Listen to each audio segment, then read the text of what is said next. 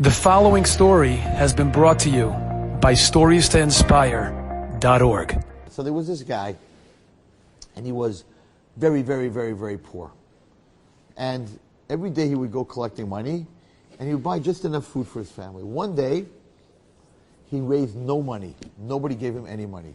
And he was scared to come home because his kids were starving, his wife was starving, and it's embarrassing for the father to come home with nothing. So he decided he's committing suicide. So he goes to the ocean. They lived on the ocean. He goes to the ocean, and he's about to jump into the water, and there's a sailor there. And the sailor says, "What are you doing in the middle of the night? What are you doing by the water?" He says, "I have no food. I have nothing. I can't go home. I'm jumping. I'm done. I'm jumping into the water." He says, "That's why you're jumping into the water. Listen, tomorrow morning, we're sailing on this boat to an island, and on that island, the roads are full of diamonds. Don't kill yourself. Come with us." He says, you think I'm going to believe that story? What do you think I'm hallucinating? There's no such place in the world that the road is covered with diamonds. He says, "What do you have to lose?" So then jump in the river, we'll go, and if there's no diamonds, you'll jump in the ocean there. What are you losing? You'll be at least you'll have what to eat for the next 3 days till we get there. Okay? So, he goes on this boat. He's like, this is baloney. The boat lands at the island. They get off the island. The streets are diamonds. This is crazy. He looks at it. They're diamonds. He fills up his pockets. He puts them in his mouth, under his yarmulke, his shoes, wherever he can put a diamond. Big diamonds. Okay? He says to the sailor, "So when are we going back?" So no, we only travel once a year. So you need to stay here for the next year. Exactly a year, we're going to go back. Okay? He says, "Okay, where am I going to live?" "I'll go to a hotel." Goes to the fanciest hotel on the island. Walks in and he signs up. "I want the penthouse. I want the best room. I want waiter service. I want room service." And they're like, "How are you going to pay? You got to. We've been had before. You got to pay up front. How long do you want to stay?" He goes, "A year." "That's $80,000. He says, "What? $80,000? You kidding me?" He takes out a dime and he says, "You know what this is worth? This is worth millions. Keep the change. This is for you." The guy looks at him and says, "What are you on drugs? Something wrong with you?" So "What do you mean?" He says, "That's not worth anything." "What do you mean that's not worth anything? It's a diamond." He says, "I know, but we have millions of them. Why is a diamond worth something? Because there are very few in the world. This is worthless. We're not taking you." So he says, "What's worth a lot of money here?" They said, "One time from the mainland, someone brought herring. We never got it again. And if you know how to make herring, you become a billionaire." He happened to know how to make herring. He said, "Really?" He said, "Yeah." Opens up a store, a herring store. Schmaltz herring, Botch's herring, white sauce herring. He's the talk of the island. They're online from Sunday to Erev Shabbos. It's not normal. He could charge what everyone. He is racking in money like nobody's business. Okay, it's a week before. Chofetz Chaim writes the story. A week before they leave, he says to himself, "Okay, what's worth a lot of money? Herring." He already sent messages, I don't know how, telegraph, whatever, to the town, to his wife, that I'm sorry that I'm away, but I'm a billionaire, I'm coming back, and we're going to live happily ever after.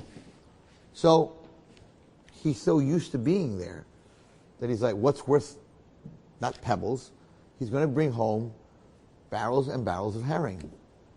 So he packages up all the herring that he has left, puts it in barrels, gets it on the boat, gets on the boat, and they're going home.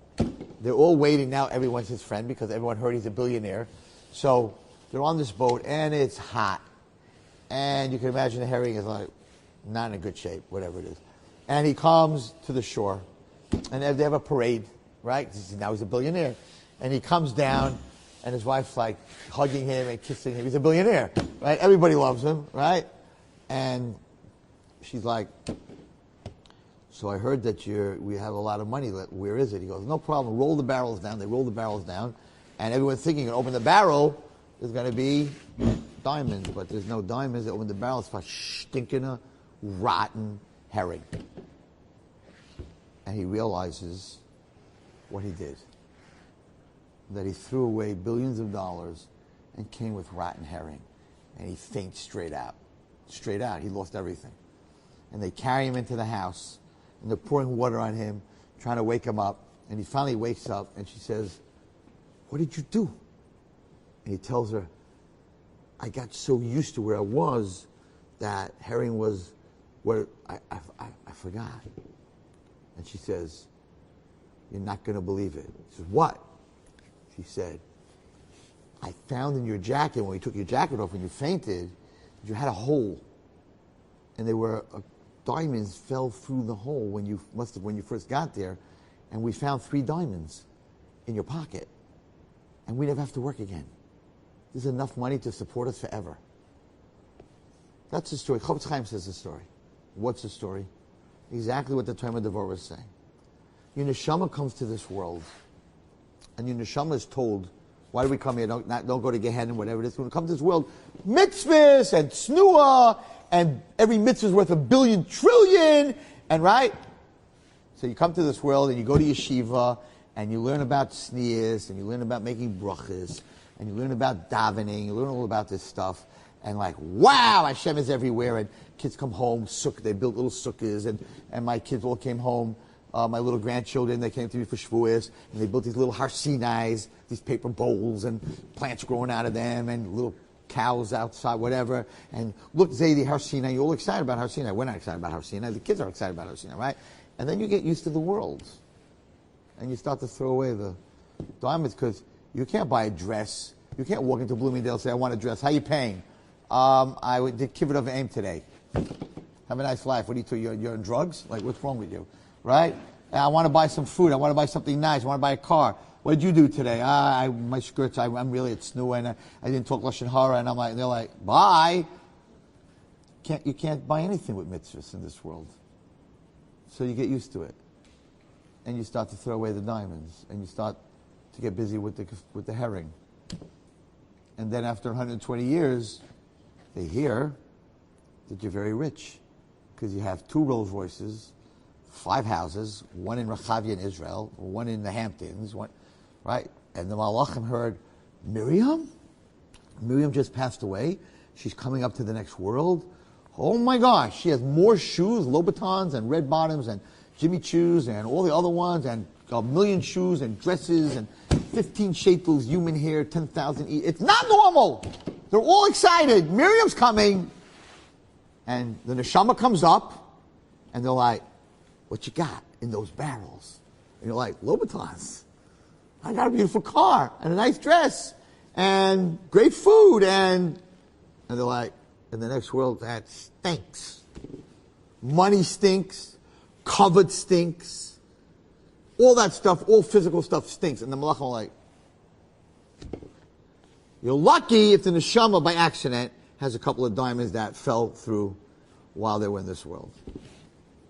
Talmud Devorah says, don't let that happen. What you are in the next world is your actions in this world. Kol Yisrael yesh lehem chelek l'olam haba. Everyone has a house up there, but what kind of house did you build? One that's going to fall apart, or one that's really a palace? That's up to us. Gilgal, no Gilgal, you're here, you're there, it doesn't make a difference. That's up to us. We build this world, not for this world. You're right, you can't cash kibbut of aim. You can't go to a store and say, somebody yelled at me today and I didn't answer them back, so can I get a fur coat? No, you're not getting anything. But in the next world, that's what builds what you are. And it happens to be, I don't understand what the word means, but everyone in the next world has a lavush. You're wearing something. And by what you're wearing, you can tell what they did in this world. It's a talus by women, whatever. I don't know what it means. It's a lavush. It's a spiritual clothing. And that spiritual clothing, you weave, you make in this world. Enjoyed this story? Come again. Bring a friend. StoriesToInspire.org